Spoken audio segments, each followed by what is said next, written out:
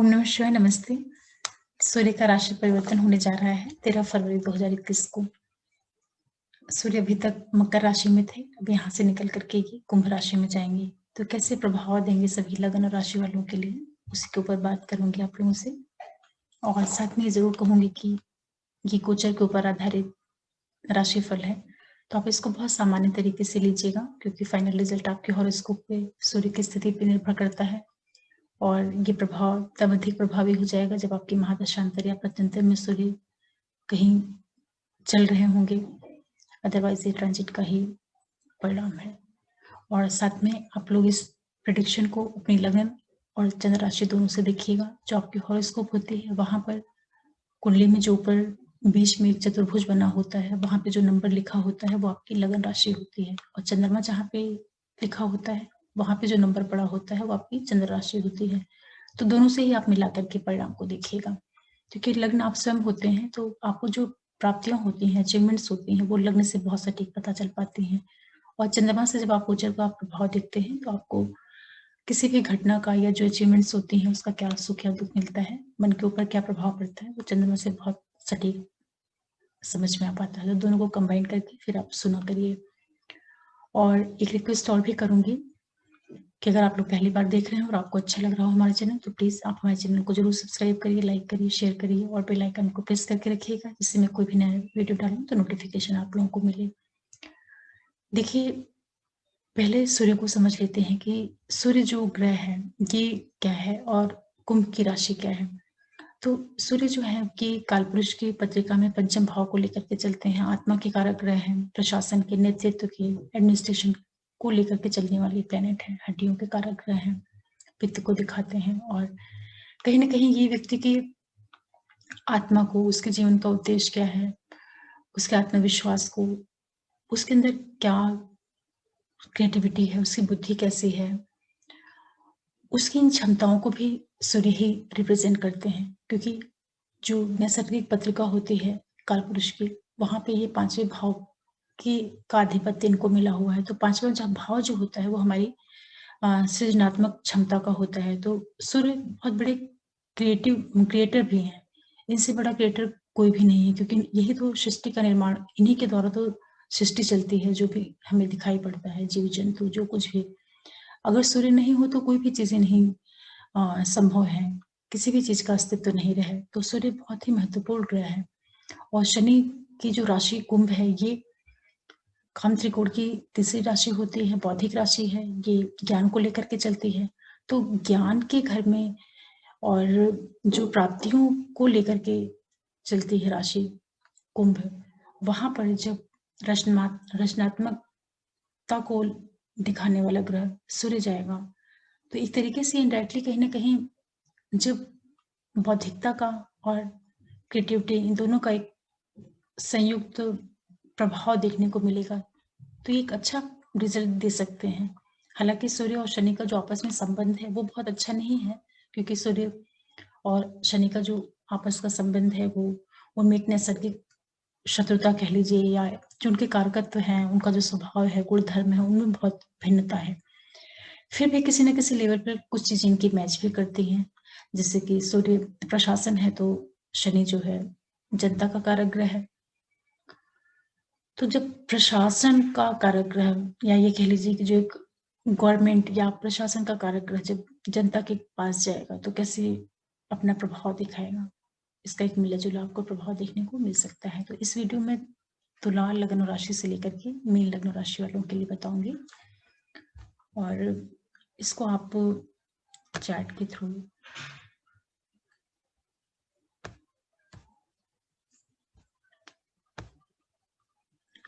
और देखिए, जब सूर्य यहाँ पे आएंगे, सूर्य जब कुंभ में आएंगे तो ये 3 नक्षत्रों से होकर के निकलेंगे, धनिष्ठा, शतभिषा और पूर्व भाद्रपद, जो कि मंगल के, राहु के और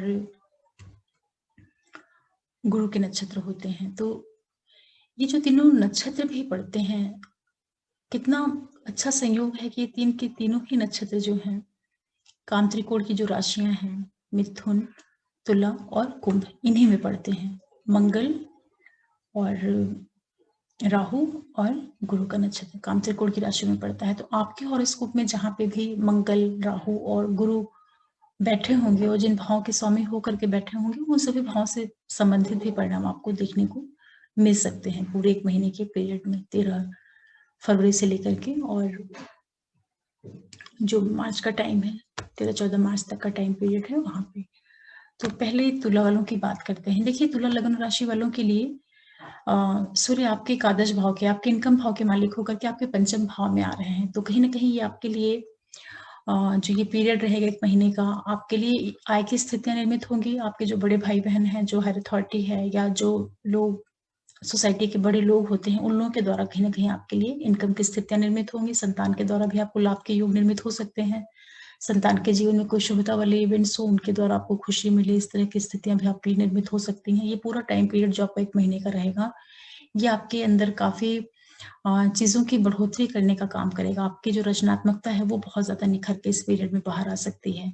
आपकी बुद्धि बहुत ज्यादा तीव्र हो जाएगी, क्योंकि सूर्य यहाँ पे कहीं ना कहीं अपने नैसर्गिक स्थान पे आ रहे हैं। 5वां स्थान उनका जो है, उनका खुद का स्थान होता है। भले यहाँ पे कुंभ राशि है, लेकिन जो इनकी नेचुरल जो ये 5वां भाव है, वहां के ये कारक भी होते हैं सूर्य, तो अपने स्थान पे आ रहे हैं। तो ये पीरियड जो है कहीं ना कहीं आपके संतान पक्ष के जीवन में कहीं ना कहीं एक नेम, फेम, प्रसिद्धि, सक्सेस, इस तरह की चीजों को भी दिखा सकती है। और ये भी हो सकता है कि ये जो पूरा पीरियड रहे, ये आपके संतान पक्ष के जीवन में कुछ महत्वपूर्ण बदलाव भी दिखा सकता है, जो कि अच्छा बदलाव हो। इस तरह के योग भी आपके लिए देखने को निर्मित हो सकते हैं।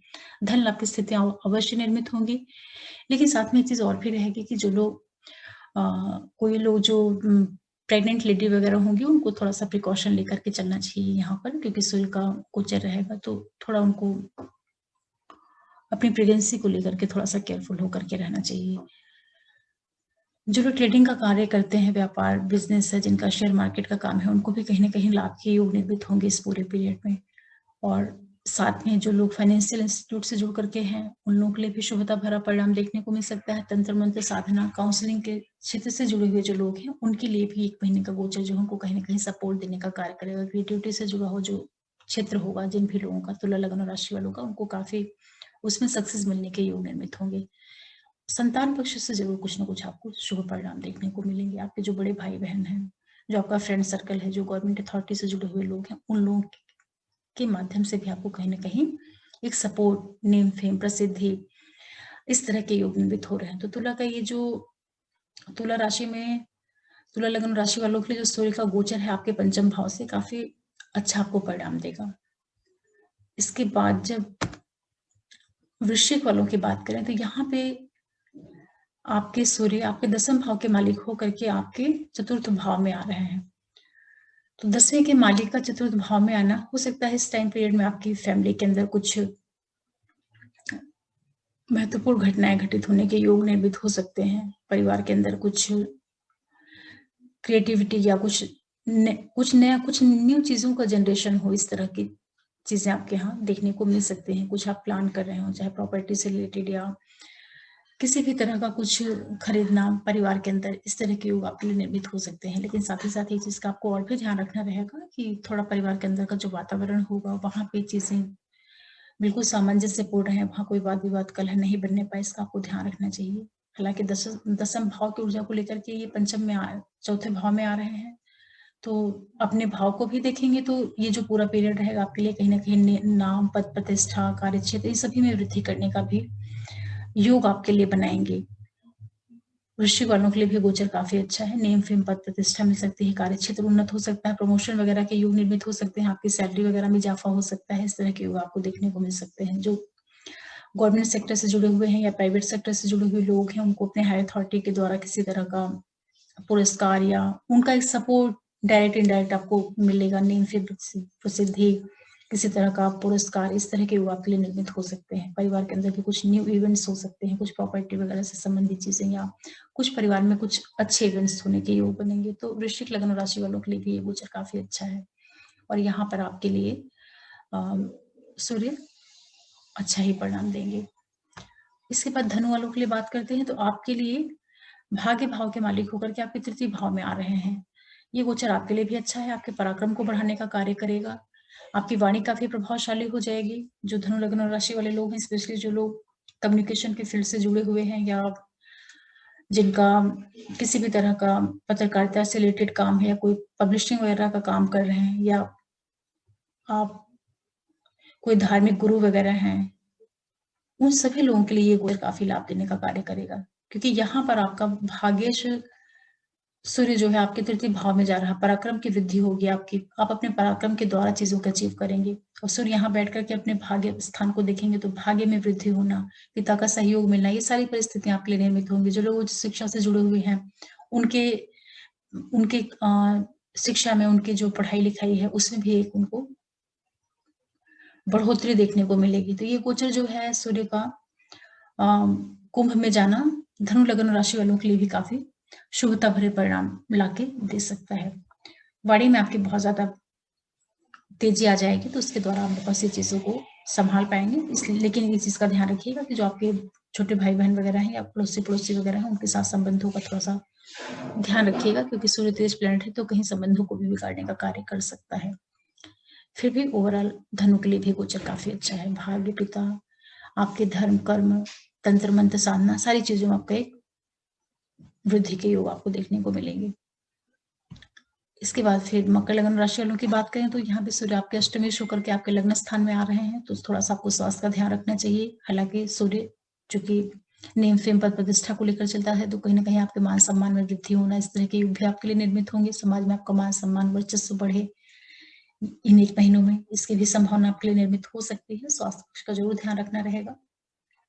और यहाँ पर बैठ करके सूर्य आपके सप्तम भाव को देखेंगे, तो जीवन साथी, बिजनेस पार्टनर के साथ में जो आपका संबंध है उसमें थोड़ा सा आपको एडजस्टमेंट करते हुए चलना चाहिए, क्योंकि सूर्य तेज प्लैनेट अष्टमेश ऊर्जा को लेकर के आपके लगन में बैठेंगे और सप्तम पे दृष्टि डालेंगे, तो जो आपका लाइफ पार्टनर और बिजनेस पार्टनर है उनके साथ वैचारिक मतभेद नहीं होने पाए, इसका आपको विशेष रूप से ध्यान रखना है। फिर भी कुल मिलाकर के आपके लिए कहीं ना कहीं नेम फेम पद प्रतिष्ठा को बढ़ाने वाले ही होंगे, और ये आपके लिए चतुर्थेश और एकादशेश के भी मालिक होकर के नक्षत्र लेवल पे आपके चतुर्थ भाव और एकादश भाव का भी प्रभाव ये देंगे।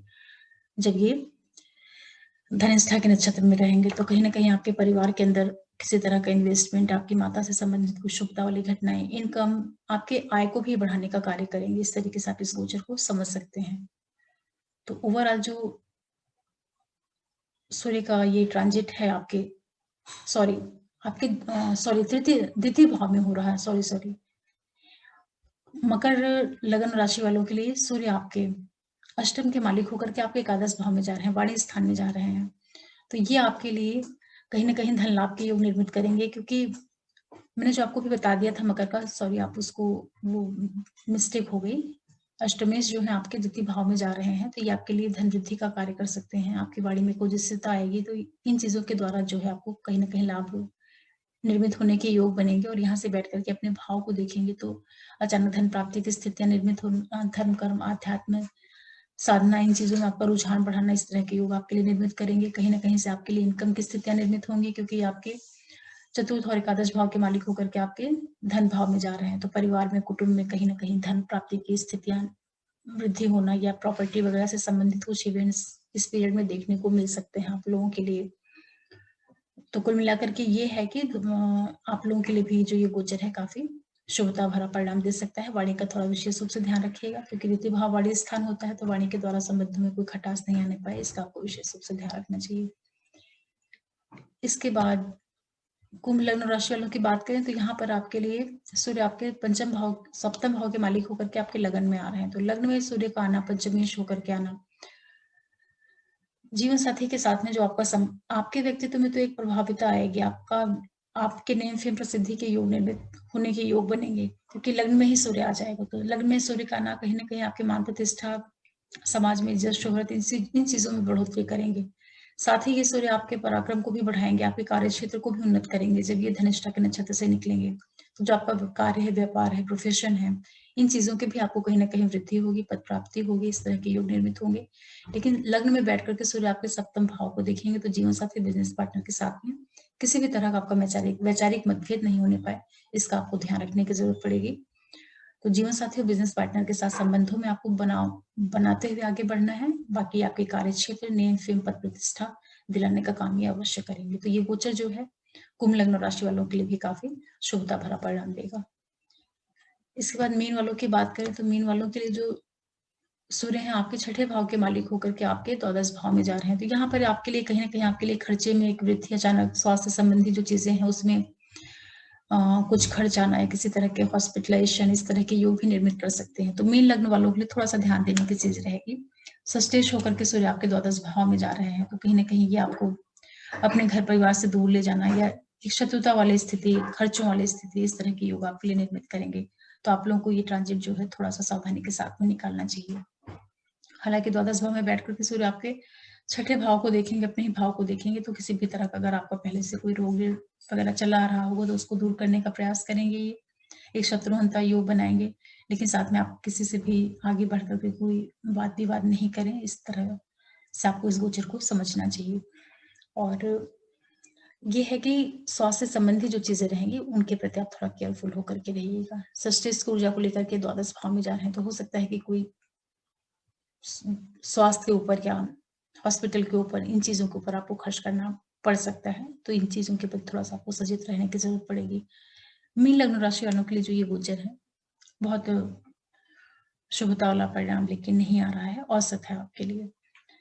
तो आप लोग जो है इसके लिए सूर्य से संबंधित जो उपाय हैं उनको कर सकते हैं। सूर्य को जल चढ़ाना, आदित्य हृदय स्त्रोत पढ़ना, इन चीजों को करेंगे तो आपको इससे काफी लाभ मिलने के योग निर्मित होंगे। तो ये जो गोचर है सूर्य का कुंभ राशि में तुला लग्न राशि वालों से लेकर के मीन लग्न राशि तक के लिए मिला जुला प्रभाव देगा। और आप इसको बिल्कुल सामान्य तरीके से लीजिएगा, क्योंकि गोचर का परिणाम है, जो एक्चुअल स्थिति है वो आपके हॉरोस्कोप के ऊपर डिपेंड करेगी कि वहां पे ग्रहों की क्या स्थिति है। और ये तभी ज्यादा प्रभाव दिखाएगा जब आपकी महादशांतर या प्रत्यंतर में सूर्य कहीं आ रहे होंगे, तब इसका अधिक प्रभाव देखने को मिलेगा। अदरवाइज ये सामान्य सा ट्रांजिट के ऊपर बेस्ड परिणाम है और इसको आप लोग सामान्य तरीके से ही लीजिएगा। आशा कर रही हूँ कि इस ट्रांजिट से आपको कुछ समझ में आ रहा होगा कि क्या प्रभाव मिल सकता है आप लोगों को।